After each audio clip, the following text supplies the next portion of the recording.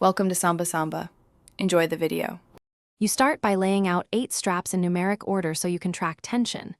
Attach 2 straps to the front anchor points and 2 to the rear, making sure hooks seat fully. Once attached, engage each ratchet and take up slack slowly. You want tension but not over-tightening. As you work, keep straps parallel and avoid twisting the webbing so the load sits square.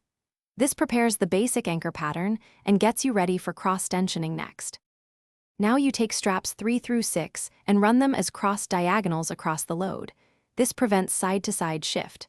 Tighten each diagonal in small, consistent increments, 1/2 turn at a time, so tension balances evenly across the center.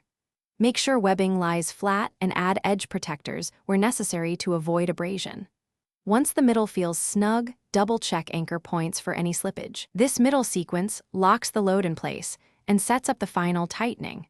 You finish by applying straps 7 and 8 across the top or as additional side compression, then retension every strap to equalize pressure.